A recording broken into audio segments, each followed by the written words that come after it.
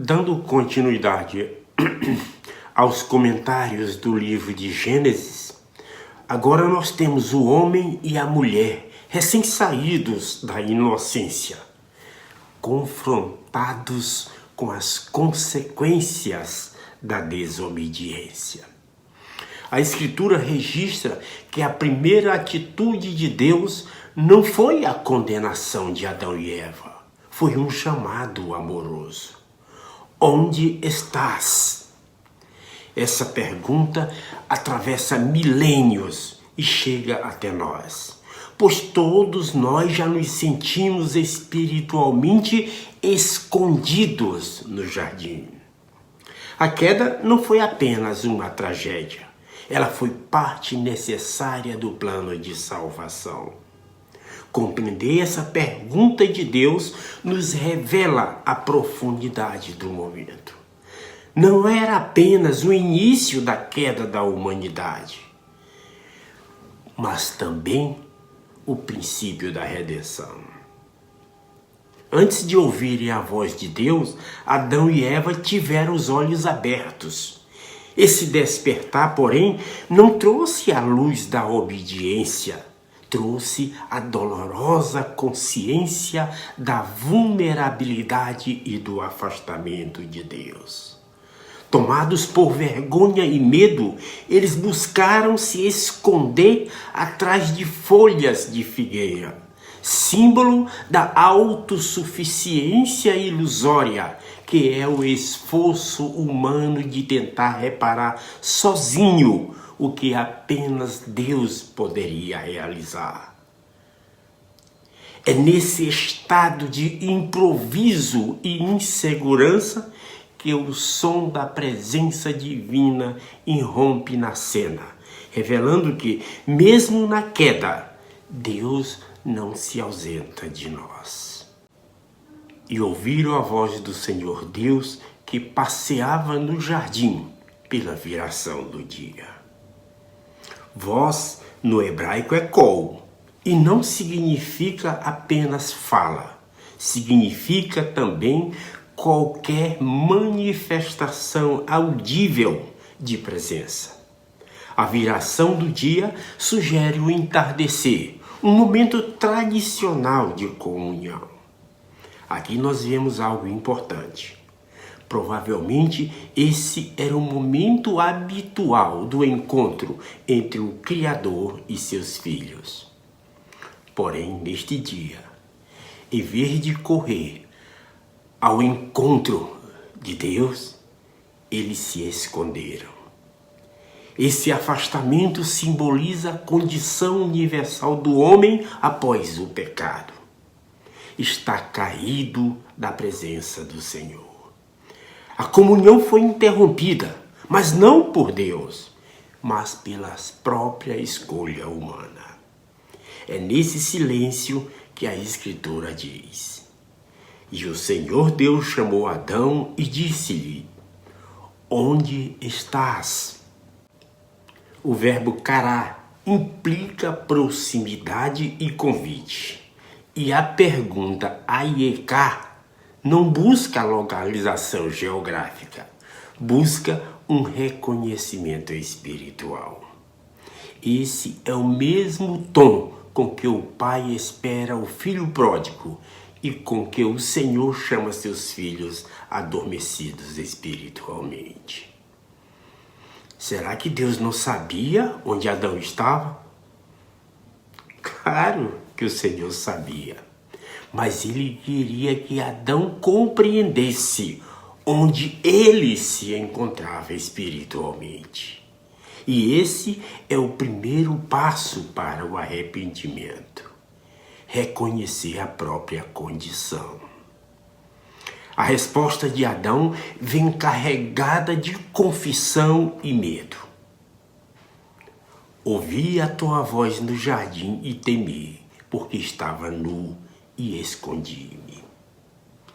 A expressão hebraica iaré, ou temor, indica reverência, mas nesta fala de Adão significa pavor, um temor nascido da culpa.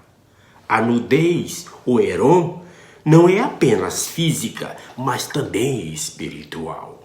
A ausência da cobertura da justiça que antes os revestia. Doutrinariamente, lembra o vestir-se de Cristo, que é a única proteção real contra a vergonha espiritual.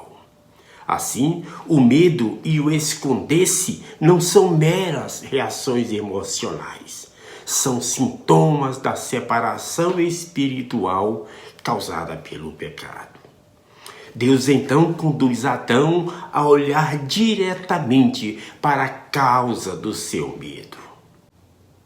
Quem te disse que estavas nu? Comeste tu da árvore de que te ordenei que não comesses? O verbo igide, que traduz anunciar, revelar, aponta que essa percepção não veio por revelação divina, mas pela própria transgressão.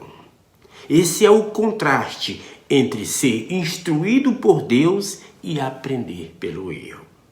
Aqui Deus não está acusando, ele está conduzindo Adão à autorreflexão, um padrão que vemos repetido em todo o processo de arrependimento verdadeiro.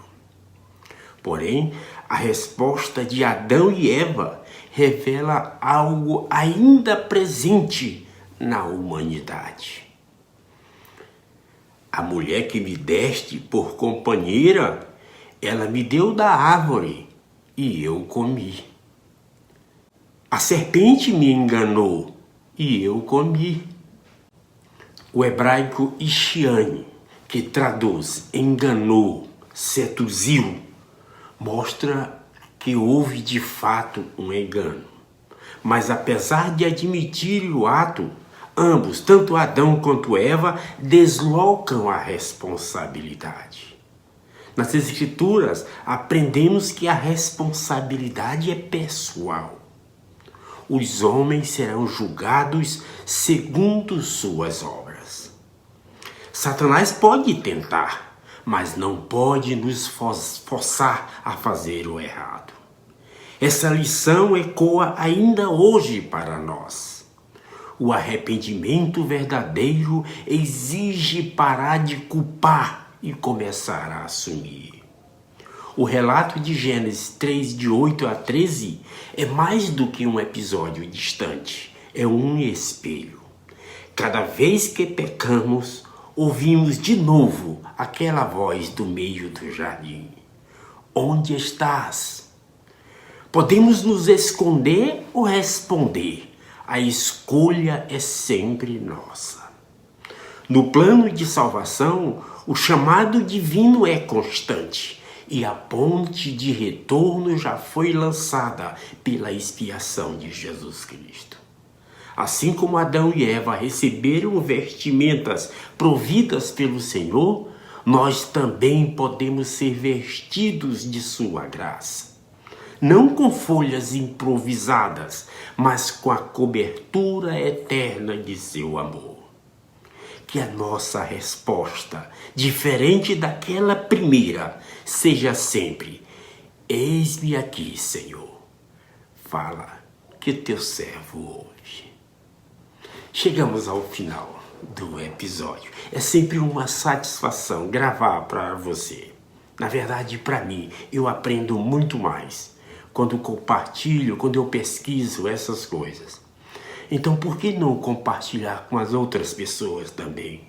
Por que não conceder a mais pessoas, a mais irmãos, aprender sobre o Evangelho de Jesus Cristo, enxergar essa ótica, essa visão que nós temos de como de fato as coisas e por que elas aconteceram.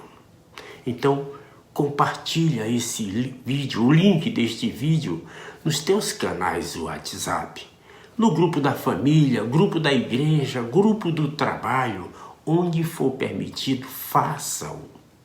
Compartilha o Evangelho de Jesus Cristo. Se você não quiser, não precisa nem colocar um texto, basta jogar o link lá e deixe as pessoas escolherem se vão assistir ou não. Não decida por elas. Essa responsabilidade não cabe a você. Em nome de Jesus Cristo. Amém. Fica com Deus, meu irmão.